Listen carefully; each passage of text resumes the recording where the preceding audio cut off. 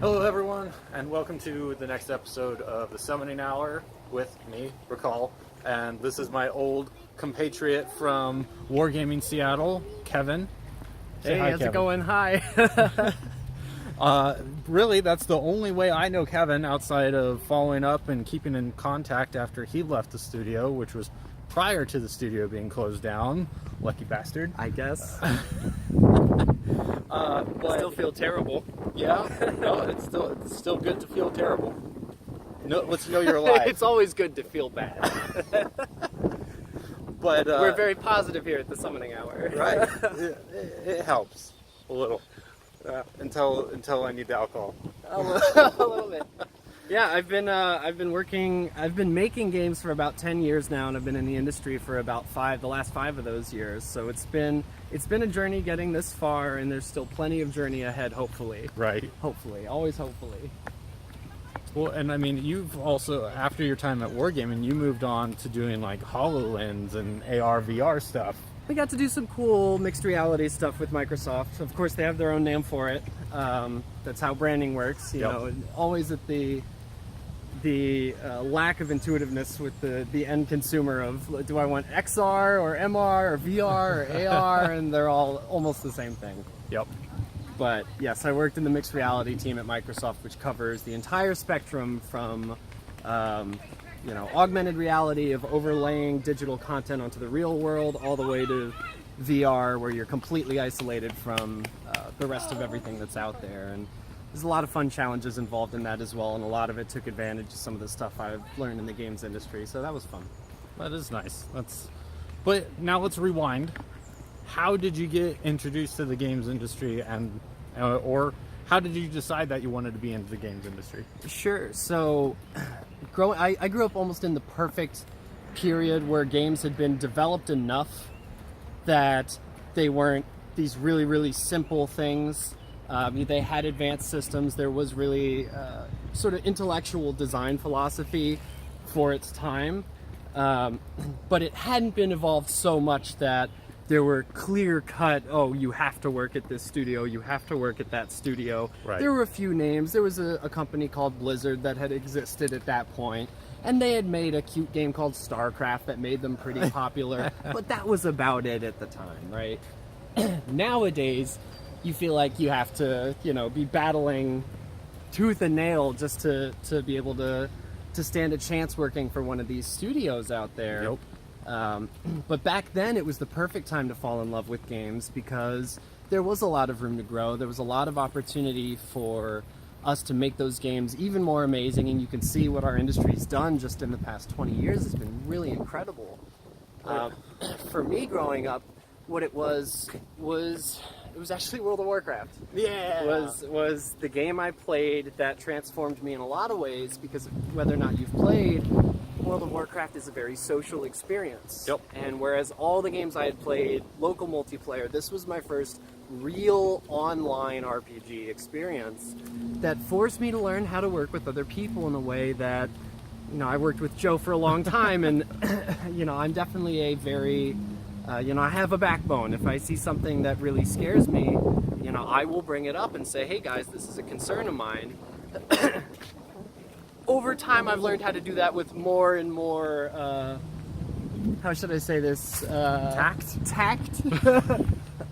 But way back then, this was a big problem of mine. I was so honest, I was so upfront about my concerns that World of Warcraft actually forced me to learn how to, as a raid leader, as somebody that needed to guide others through complex gameplay. You can't just yell at them, you have to learn how to guide them through it. And I learned that lesson in WoW, and eventually we were able to do really incredible things. And I took a step back and said, I can't believe this game has changed me so much. When my parents couldn't, when my classes couldn't, when my teachers couldn't. Yep.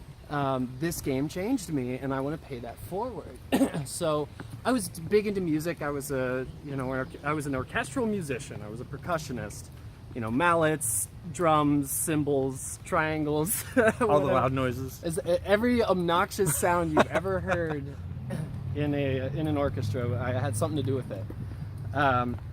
But I kept playing World of Warcraft, and it kept being such a strong hobby And then you get other games with level editors built into them. I played Time Splitters a whole bunch. Oh yeah. I built a ton of first-person shooter levels in Time Splitters. Used the Warcraft 3 editor tremendously. Did a little StarCraft editing on the side. And eventually I just got so familiar with modding and developing level content that I said, okay, well, I have a bunch of really great ideas for video games. Let's go to school for this. There you go. So when everyone was telling me go check out Curtis and Juilliard and all these other music-based schools out there, I was like, no, I'm gonna make video games. I'm gonna be a complete nerd. Ended up going to school to be a 3D animator, a 3D artist, because you don't get into the industry just being a designer and say I'm just gonna magically be a designer and get a job. Right. At least at the time, you had to start as a programmer or as an artist. So I opted to go in the art route, went to SIGGRAPH. It's a graphics conference held in LA, and the year I went, it happened to be in New Orleans. Yep. And while I was there were actually a bunch of people from the games industry, and it's not a games conference, but there were a ton of people from the games industry talking about environmental storytelling and how games can do a really excellent job telling stories without using words, just by having you exist in a space with a lot of heavy imagery in it. Right. And you can understand an entire plot without ever reading or hearing a word.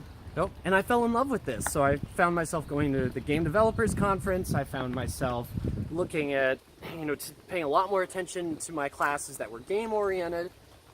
And eventually I realized, no, I really love level design. I want to become a level artist. I want to become a level designer. I want to kind of mix my experience of art and game design. And then eventually said, you know what? I just love game design so much, I'm just going to leave this school. Fly across the country, go to another school that focuses exclusively in game design, that could still utilize some of my art skills. Right. But focus entirely on game design.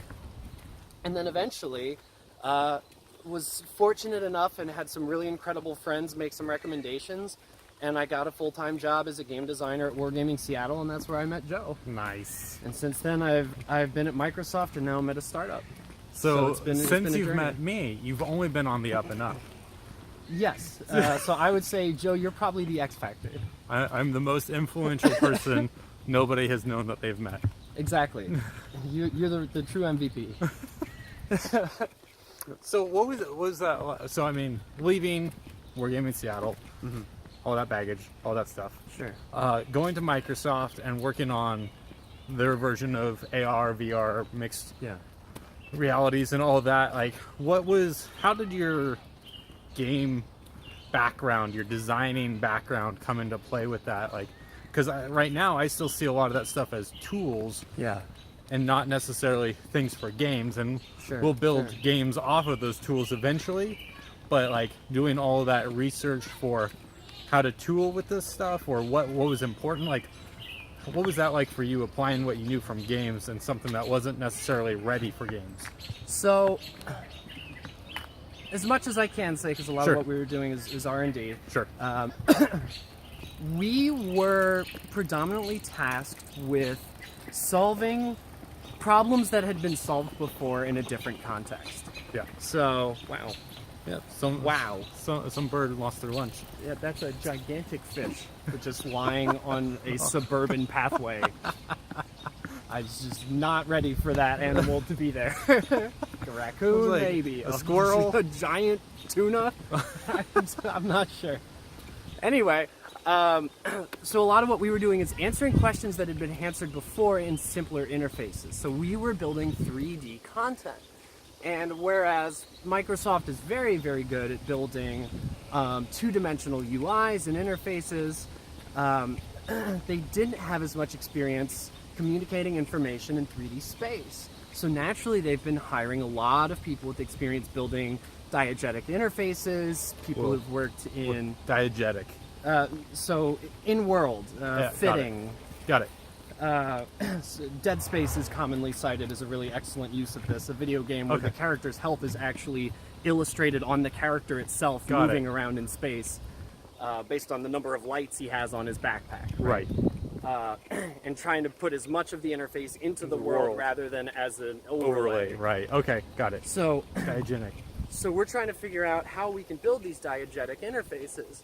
We're trying to figure out, how can we interface with things. If I'm moving around in VR, how can I approach something and then know naturally what I can do with this object? Yeah. For example, think about scaling something in 2D, right? Or Google Maps, you open it on your phone, you pinch, you zoom, you do very simple interactions. How do you do that in 3D? Yeah. If you're in a 3D space, do you just pinch and zoom? If I wanted to scale, if I've got a cube in front of me, can I just drag a corner and pull it out? Yeah. Do I need two hands, gotta one figure- hand? yeah. Does it scale from the origin? Does it scale from the center? There's a lot of questions to answer, so my job was to build all of it as fast as possible, cut as many corners as I can, which I'm pretty good at, and then present it in a way that answers exactly and only as much as it needs to answer. Right. If it's kind of obscure, like, oh, this is a space we're going to be exploring for a little while, you leave a lot of open-ended things that you could tack on more studies and more research later. Right. If it's a very specific question and we just need an A or B answer, sometimes we won't do a polished pass on it for sure. Yeah. We won't put art in it if art isn't part of the equation. There have been times where I've built things in tools that... We got to go around this. Yeah, we've got... I don't know what's going on with this guy. He's mowing the grass. You guys will see this in a second. Yeah, this is pretty cool. He's mowing the grass down the creek side. Yeah, it's a tractor driving backwards.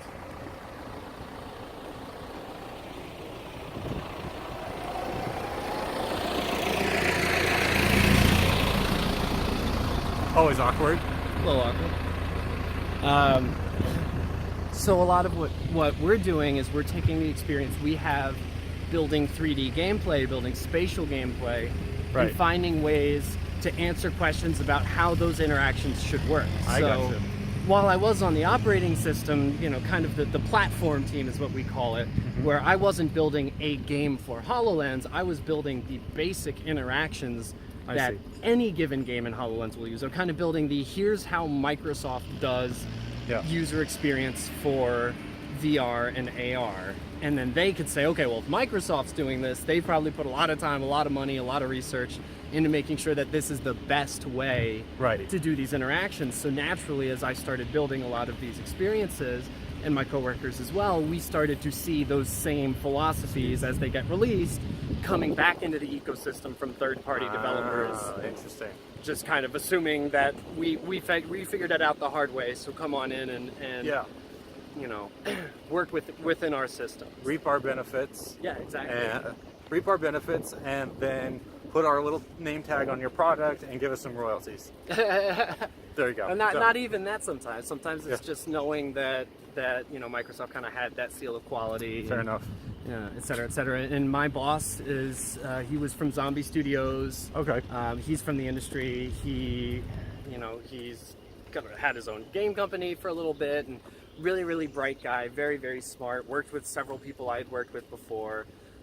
So having someone already there that gets the games industry and was hired specifically from games made it much easier for him to find me, because he was specifically looking for people who also worked in games and would have the kind of skill sets he need and understand prototyping really, really well. So talk to me a little bit more about the prototyping, because I mean, even when you were just starting off, you were talking about making mods in StarCraft and Warcraft and whatever other editors you could get your hands on, I'm assuming. And so between then making all those custom maps and gameplay, that was probably maybe a little more grandiose than you thought at the time. Sure.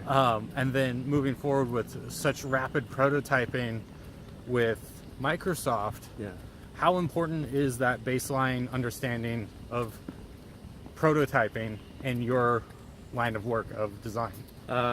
I build my entire existence around the way I approach prototyping, so it might be the most important thing. Prototyping is one of those things that I think is misunderstood a lot. I think a few people here and there have really knocked it out of the park, over centuries. Right. And we have learned across industries that prototyping is generally a good thing. Because some people have been really successful with it, and unfortunately, oftentimes, it becomes a checkbox in development of, did we prototype it? Yes, okay, done, moving on. And to most people, prototyping is just, we're going to build a cheap version of it. And in reality, prototyping is more of an approach to problem solving and an approach to answering complex questions as efficiently as possible, knowing that what you have is probably going to get thrown out. Yep.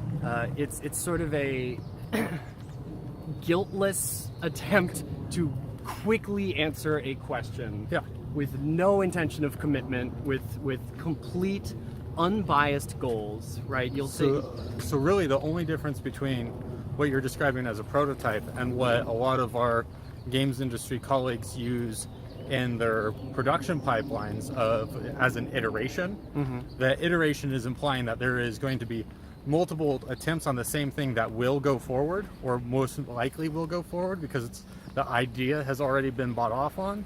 But your prototypes are something where you're only asking a piece of the puzzle. You're only asking a single question for that piece of the puzzle to get an answer and to start building on what that iteration is going to be. Let me put it this way. Let's say you've got a character in your game, and one of the producers, publishers, whatever, says, we'd really like it if this character's hoodie was actually red. If you were to take a screenshot of the game, take your paint bucket tool and fill it and say, okay, this is roughly what it would look like if it was red. Is this kind of what you were thinking? That's a prototype. Yep. It's an honest, it's unbiased, it's just there to collect information. Yep. What most studios do is they will go in, they will modify the texture, they will build another build of the game, that will get you to the point where you see that character and say, okay, here, the character's shirt is red. Now it's in game. Now it can be shipped. Now it's ready. Right. The whole point of the prototype is just to answer the question. Right. It's not to have something that you can ship. Yeah. So for me, it's a matter of how many corners can I cut to get, and it's often not as complete of an answer, and some of prototyping is identifying the degree to which confidence is needed in the answer. 'Cause sometimes you have to build a lot of stuff to answer a question. Right. And I imagine that there's a lot of context needed for, is this enough of an answer, or do you have to add something more before you can actually answer the question? Yeah, absolutely. You cut as many corners as possible to get to a result as fast as possible, but then you have to remeasure and say, is this actually answering the question? Is this actually getting us a result that we believe in? Yeah. Prototyping is absolutely scientific. It's about it's totally the process of identifying this is a question we have. This is the minimum work we need to do to answer it. Here are a few places we might be able to elaborate more if this doesn't answer the question to satisfaction. Right. And worst case scenario, you have to throw out the prototype and start over, make significant modifications because too many unknowns showed up in the equation. But the whole point of prototyping is just fast. It's about fast. It's about answering questions. Another thing that gets brought up a lot, and I don't take credit for this goes to James Portnow, a professor of mine and a fairly well-known game designer, pointed out the distinction between a prototype and a demo, in that both of them are kind of incomplete snapshots of an idea, but a prototype is unbiased, whereas a demo is meant to actually persuade. Ah, I like that. So a demo is something you will show a publisher, someone you're trying to say, look at how great this thing is. Right. It's not done, it's still early, but this is a demo. Yeah. A prototype is purely meant to be unbiased. I know I keep using that word, but it has no agenda other than answer a question. I see. It's not trying to say this is the best answer, it's trying to say here is an answer, here's how it does, this is what it's like when it's hands-on. Maybe there's a couple different options or sliders you can move or things you can toggle on and off to give you more context, but generally the whole point of the prototype is it's gonna be a little ugly, right? If I was prototyping Minecraft, there might not even be art in this thing, right? Like, because that's such a small part of what makes that game succeed. Generally, when I'm prototyping a game or a feature, even just a small specific little thing, I'm asking myself, what is it that makes this thing valuable? Like, what is the actual value prop of this for the end user? And if that's the risk that we're trying to answer, if that's the question is, do people like this thing? I will build the cheapest version of that thing specifically I can. And for Minecraft, very few people play Minecraft for the visual aesthetic of it. Yeah. So if I'm prototyping Minecraft, art's not a priority. If I'm prototyping Journey, a lot of what I'm doing is going to be focused on like the serious concerns of like, can this tell a meaningful enough story? That's what we're going to prototype. Right. Can we do it in a way that's simple and beautiful? You can answer that with concept art. You don't even need to build that into your prototype. Yep. Like, there's certain questions that if you don't need to put the whole product together to answer them, just little snapshot here, little snapshot there. Oh, look, another game already did this that's similar enough. We don't even have to prototype it. Let's just play that game a whole bunch, and we can answer our questions. Yeah, and I mean, that's the, to me, the competitive analysis or analysis of trying to learn from what other people have done before you is almost as important as prototyping. Yes. Because that's something you and I have always agreed on. Because, I mean, you have to know where you're going and who's come before you. Like, you have to know at least a little bit about that because, I mean, you could be all like, oh, now I'm trying to think of a game without throwing too many people under the bus. Oh, I'm already there. Yeah. So I was like, having the same thought process. Think about a game that didn't do well, that wasn't as good as anyone wanted it to be. And then think about, oh, you're going to make the sequel to that. Are you really going to commit to the same problems that they did? Or maybe, like, take the Arkham Knight games, Arkham Asylum game, and compare it to the new Spider-Man game. Yeah. And this is just my own perspective and my own thought on it. Like, to me, some parts of the later Arkham games had too many collectibles. It was arduous to get all of that stuff. Yeah. To get all the collectibles to 100% the game. So maybe the Spider-Man developers go, hey, people like discoverables and all these extra collectibles, but they don't like it when it's numbering in the hundreds. So let's tone it down a little bit. See how people play like that. Yeah. And so, like, even little things like that, people need to be able to measure the games that come before them. Sure. No. I totally agree. Yeah. And I think some of it just comes down to product design, which is something that we don't talk about a lot in the games industry, weirdly enough. There's so many people just trying to make this the best game, when in reality, each game has its own thing it's trying to solve. So something that was cited a lot for the Arkham series was that you feel like Batman. Right. That's what everyone really loved, is that the Arkham series makes you feel like Batman. And when people think about Batman, they don't think about a guy stuck in a prison cell for half the movie. No. That didn't do as well as they wanted it to. And they don't think about, I'm going to run around finding collectibles the whole game and avoiding villains. That's not what Batman's about. So if I'm coming to play a Batman game or watch a Batman movie, and it's everything but, that starts to kind of betray what my sort of mental model was of what this experience would be. And some people, actually sit down like, oh, what am I expecting from this Batman movie? It better have Batman using all types of cool toys, beating people up. They may not say that up front, but their subconscious is kind of excited about that stuff specifically. That's their brand bias, because that's everything that they've ever been exposed to of Batman. Yes. You can't just turn Batman into this pensive, whiny person and tell a whole story about Bruce Wayne. Yeah, like, right. It's like Batman the Untold Story. And it's just Bruce Wayne's or perspective. Be upfront about it. Or Batman the Untold Story, right? Bruce Wayne's actual life. Like, exactly. Batman without Batman. Another example would be Call of Duty.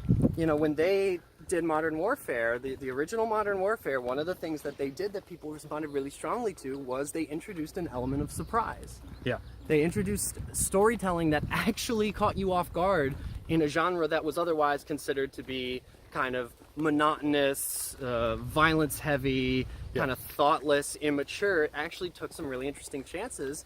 And, at the risk of spoiling a game that's now a decade old, they kill you, the main character, halfway through the game.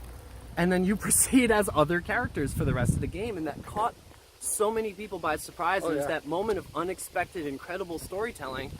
And then they tried it again a slightly different way for the next title, where they said, okay, now we're just going to have a scene that goes above and beyond the gratuitous violence to the point of, this is literally here as a marketing publicity stunt.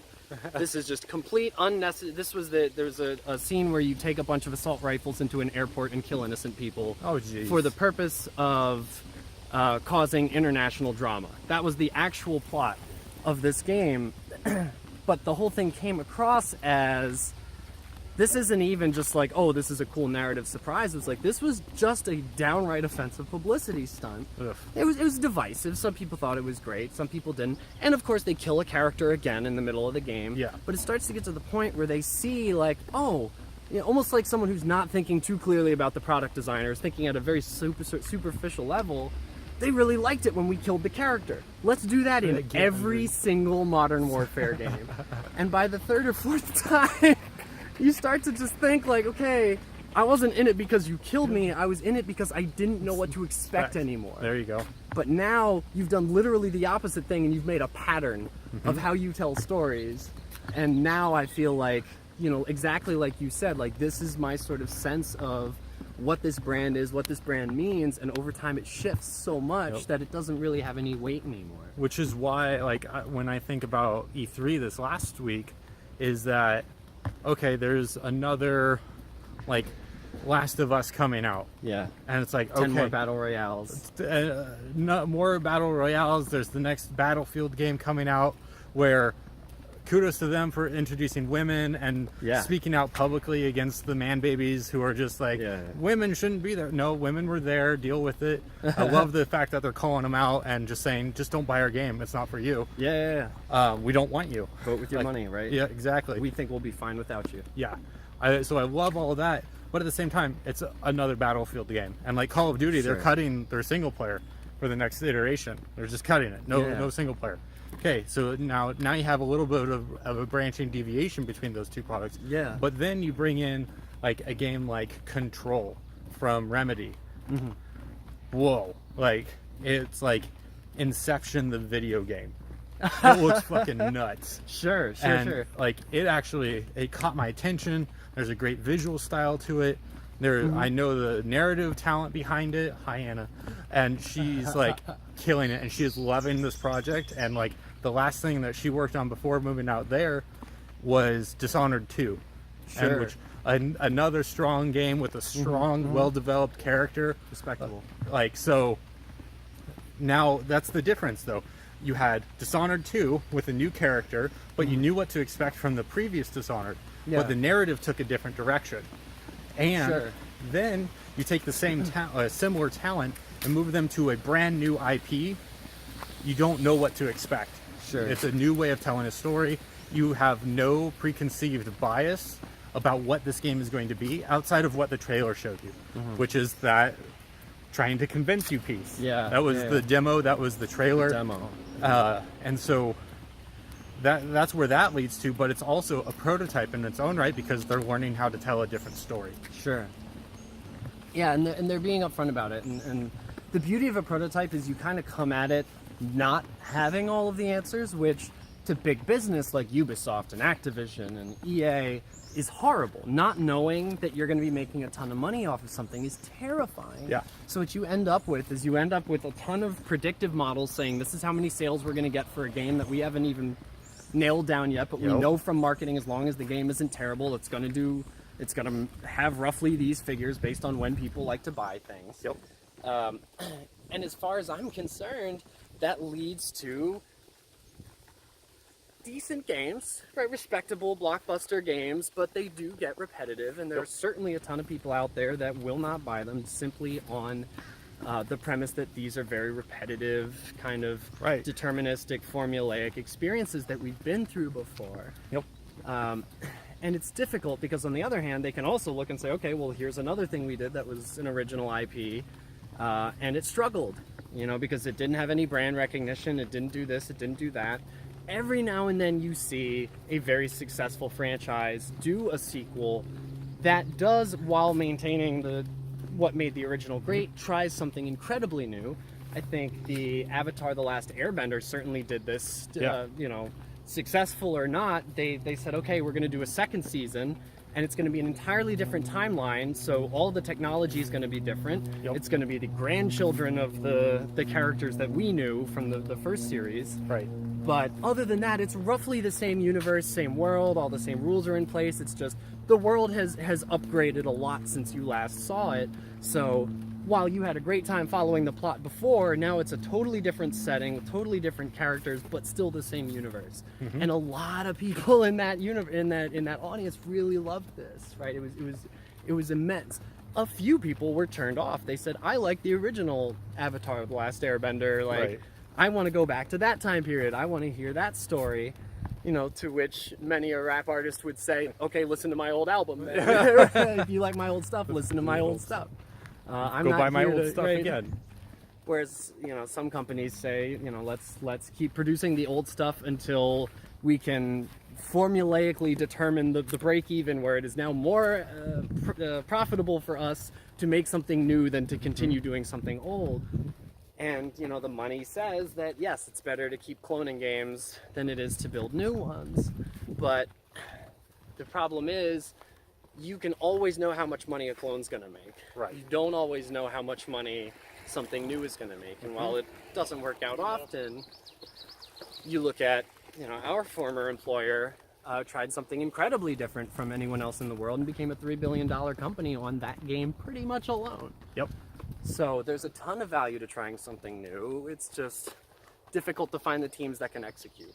Yep. And a lot of luck involved as well. I mean, what was it? The guy who did Owlboy, or like the Oh, yeah. one guy specifically worked on it for like 10 years. But he brought in a team and all that stuff. But like one of the founding member of the project worked on it for 10 years, and it's a fantastic adventure game. Well, very well done, and I'm sure it sold very well considering it was still self-published, or it was published on Steam and probably Green Man Gaming or GOG. And all of that, but like that, for a team that small to then ship on Steam and then get so many copies sold, like that was still an immense profit for that company. Yeah. Now, I mean, I imagine things like Control, like that might be a little bit harder of a sell because it's narrative. It's at least as far as I know, single player. Yeah. And like single players, you're not going to retain a population doing that. Yeah, I don't they're know if there's expensive. I mean, a lot of the appeal for multiplayer games is that content is generated from you as the player rather than developers needing to go in and model enemies and teach them AI and get them to battle you in ways that are engaging for you. No, they say, okay, it's just you versus other people, and you guys will create the drama yourselves. Like, as you get upset at each other because he's kicking your butt, or vice versa, we didn't have to code that. We didn't have to write that. And every game you go into will have probably different opponents. We didn't have to code different AI. We didn't. It's just. And I learned this lesson when I was in school for game development, is everyone was building single-player games because the school I went to is called DigiPen Institute of Technology, and we had a big presence in Valve. We had the team that went on to make the original Portal, and we had another team that joined them later to make Portal 2. And the original Portal was a mechanic that had been built at DigiPen, and then Portal 2 used sort of a GUI paint mechanic